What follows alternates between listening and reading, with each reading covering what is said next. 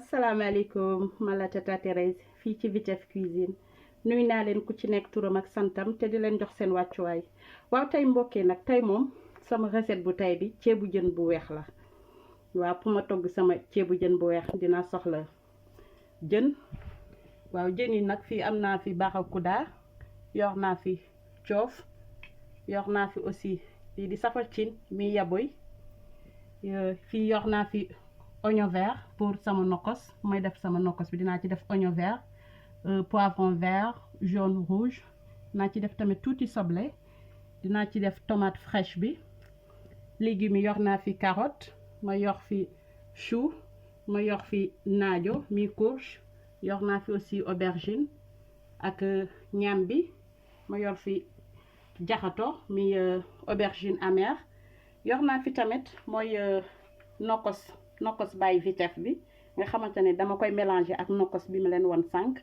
dinaa ci def tamit bisaab xam nga ku ne ceeb bu weex ne bisaab mbox dommage que yoruma bisaabu Kouthia mais dinaa ko defar ba mu neex yor naa fi tamit lii sama roof la dama ko préparer déjà pour roof bi nag dama ci def persil ma def ci ay machin yi daal après dinaa leen expliquer tous les détails yor naa fi aussi muy nettatu sumbra fii yor naa fi tamit tuuti kaani ça c'est du poivre noir un peu de sel et de d'ail haché dinaa ci def tamit xam nga rek boo ne ceeb bu weex tamit nga Dakar ka ba mu saf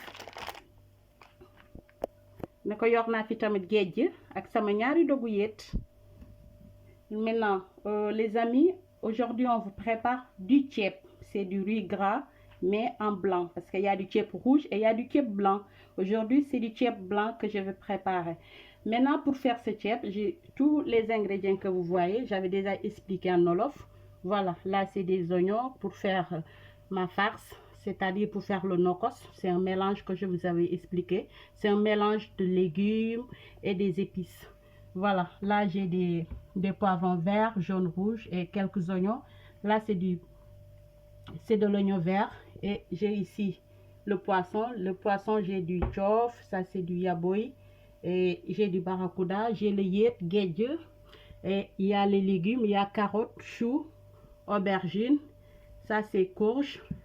Il y a du manioc et il y a de l'aubergine amère. Et ça aussi c'est des épices. Bon, pour les épices, j'ai du poivre, du piment, sel et de l'ail haché. J'ai aussi du nettatu sumbura. Ça j'ai comment ça s'appelle encore, ça c'est du roof pour mettre dans le poisson. Et ça c'est aussi le nokos que je vais mélanger avec celui que je vous ai montré tout à l'heure. Bon, sans plus tarder, on va commencer. waa léegi mbokk yi gis nga léegi damay ñëw mixer li nga xamante ne moom laa rossé sama ceeb mooy tomate farce bi dama ci def benn oignon. léegi dama ñu def ci juste tuuti laaj nga def ci aussi tuuti poivre ak tuuti kaani mooy li nga xamante ne man moom laa rossé sama ceeb léegi damay ñëw ma mixer waaw léegi gis ngeen mixer naa ko mais laataa may def tomate bi damay njëkk a rossé ak soble ba pare waaw gis ngeen déjà def naa kii bi nu def naa sama dawlin ba pare léegi damay ñëw ma daal di rossé ak tuuti soble ak poivron vert léegi gis ngeen damay ñëw daal di def sama ñaari toggu yéet li ngeen di gis mu ñuul nii du ci dara mooy soble bu ma rossé. Ce que vous voyez en noir ce n'est rien, c'est juste les oignons. C'est pour faire aussi, ça donne du goût quand tu le mets en premier si tu fais du ceeb.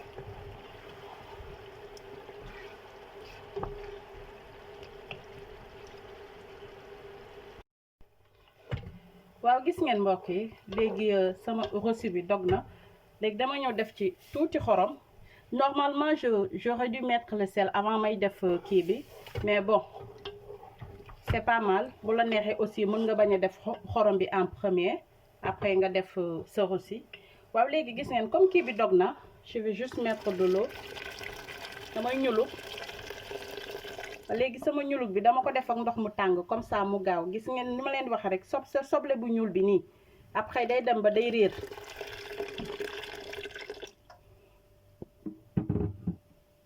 léegi damay ñëw daal di def samay légumes. waa léegi damay def sama légumes yi damay def chou bi d'abord comme du gaaw a ñor je mets de l'aubergine daal di def carotte bi aussi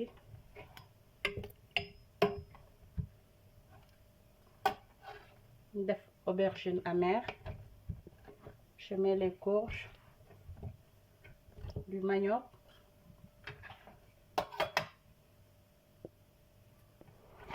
léegi damay ñëw ma def gombo. Sànq bu may def présentation fàccewoon naa leen woon kanja bi, c'est du gombo.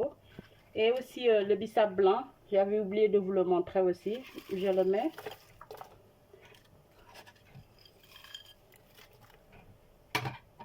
Dinaa ci def aussi les feuilles de laurier. Les feuilles de laurier c'est facultatif. Ku mu neex aussi bu nga ko ci def. Moi je le mets. Et il y a aussi du piment que j'avais oublié, je le mets. Après danaa ko génne comme ça mu bañ a toj.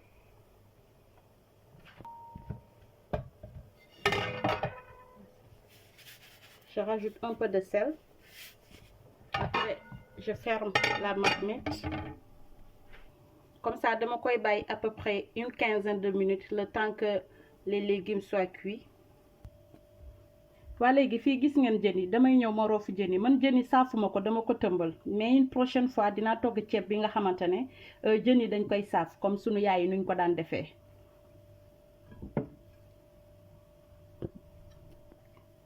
waa gis ngeen roof bi dama ko defaroon à l'avance léegi roof bi dama ci jël persil ma def oignon vert ma def un peu de piment doux ma def du poivre ail ma def ci nu mu tuddati encore ma def ci tuuti xorom ma daal di ci def tamit waaw noonu laa ko ci defee daal ma def ci tamit tuuti benn doggu soble moom laa defee sama farce bi. léegi damay ñëw ma daal di commencer roof sama jën yi léegi damay jël bi gis ngeen j'ai fait un trou léegi nii laa ñëw ma daal di ko ci dugal. waaw gis ngeen léegi pare naa roof sama jën yi dama koy saler un peu je vais mettre juste un peu de sel. waaw léegi gis ngeen damay ñëw daal di tëmbal sama jën yi. Je mets les poissons directement.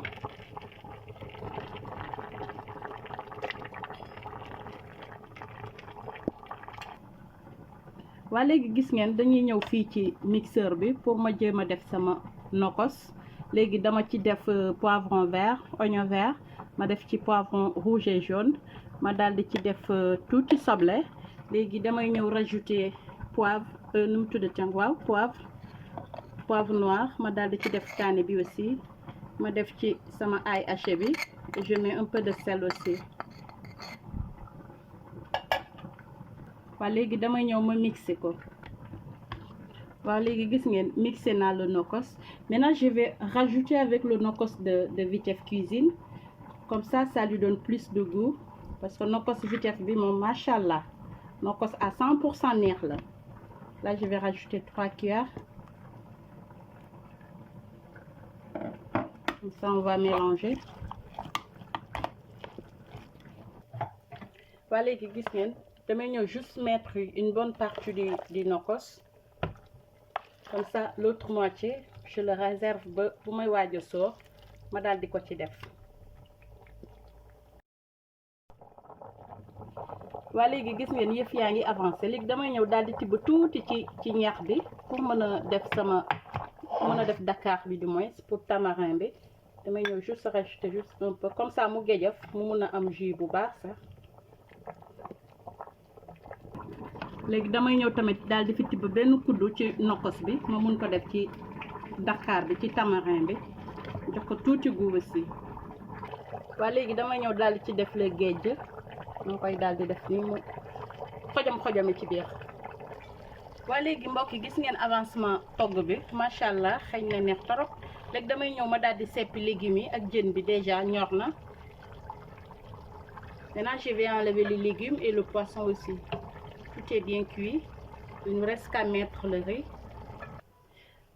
waa mbokk yi gis ngeen seppi naa jën bi ak légumes yi léegi damay ñëw ma daal di def tuuti nokkos pour mën a sóoraale sama ceeb. Je vais rajouter un peu du nokkos avant qu'on met le riz. Et waa léegi man aussi ci étape bi dama ci def tuuti aromagie. Je mets de l'aromagie pour plus de saveur aussi. am na ñi nga xamante ne tamit soo bëggee nu mu tuddati encore soo bëggee dooreel sa ceeb am na ñuy mettre de la sauce de soja ñuy def sauce soja bi pour mu mun a dooreel seen ceeb. Voilà, mais man defuma étape boobu sama ceeb dooree na ni déjà léegi dama ci def tuuti aromagie rek comme ça mu jox ko goût. Comme ça léegi damay ñëw ma daal di soor sama ceeb te avant may soor sama ceeb il faut toujours aussi voir si xorom bi baax na, le sel ak les ingrédients affaire yooyu ba xam am na lu manqué daal.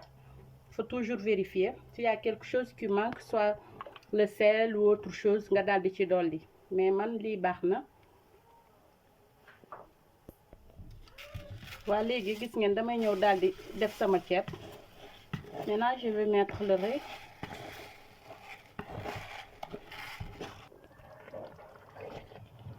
Macha allah xëy na neex torop sax. léegi damay ñëw ma daal di ko bàyyi mu ñor bu baax comme ça ma ñu def premier jékki bi. Là je vais laisser cuire à peu près une dizaine de minutes et on revient pour voir si c'est cuit ou pas. waa léegi gis ngeen fii teg naa fi benn cin ma daal di ci def kanja bi mooy gombo bi avec un peu de géej. C'est pour faire mon koucha pour ma mën a defar sama bisaab. léegi dama koy bàyyi mu ñor tuuti mboq comme du oseille la xam nga oseille dafa lewet après dama ci def aussi tuuti citron mu gën ko jox góor. Voilà, autant pour moi épinard la ma ne oseille. Voilà, gis ngeen fii même mixeur bi la dama ci bàyyi un peu de nokkos pour ma mën a daal di def sama nettatu bi. dama ko ci def comme ça ma mixé ko tuuti mu am goût ak goût nokkos bi. waaw gis ngeen avancement épinard bi. Maintenant je vais rajouter un peu de citron. Comme ça je rajoute ma yokk def ci épinard bi.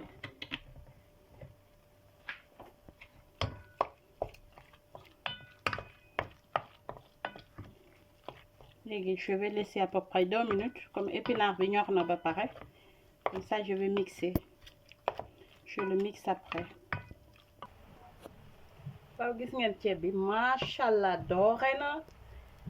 oh là là xool leen nag. waaw léegi gis ngeen damay ñëw daal di def nettatu bi dama koy def ci digg bi comme ça mu mun a ñor un peu. waa mbokk yi gis ngeen kii naa sama bisaab ba pare riij naa ko léegi dañuy ñëw nag ñu daal di dresser sunu assiette bu baax. waa mbokk yi gis ngeen léegi dañuy ñëw ñu yàq sunu assiette bu baax defar ko ba mu très bien. waa mbokk yi gis ngeen macha allah ceebu jën bi pare na. ceebu jën bu weex bi neex na. oh là là yéene naa leen ko yéen ñëpp nag samay abonné. waaw nag tey nag ceeb bi nag dama koy may spécialement Niki Mendy, may ko Élysée Mendy aussi, ma may ko Antoinette Gomis fële ca Dakar Pikine, may ko tamit aussi Antoinette Mendy sama sœur fële ca Ziguinchor, ma daal di ko may Bénédicte Sambou, may ko Paulin Malak, may ko Sabine aussi, Sabine Mendy waaw fële sama kër maam ca Pikine. Ma di leen ko ziar yéen ñëpp nag yéene naa leen ko ci bu yéene naa leen sama ceeb bu saf bi yéen samay abonné bàyyuma ci kenn nag wax dëgg yàlla. waaw gis ngeen ceeb baa ngoog ma daal di ci def xam nga ku ne ceebu jën rek ne bisaab, ku ne tamit ceebu jën ne xooñ, ku ne ceebu jën ne daxaar. waaw gis ngeen daxaar baa ngi nii waaw bisaab baa ngi nii aussi ma daal di ci def tamit tuuti xooñ. xam nga mënoo lekk ceebu jën te lekkoo te eggoo ci xooñ bi macha allah. te ma di leen wax nag maa ngi leen di jox dig daje ci beneen yoon ak beneen recette fii ci Vitef Cuisine. Merci.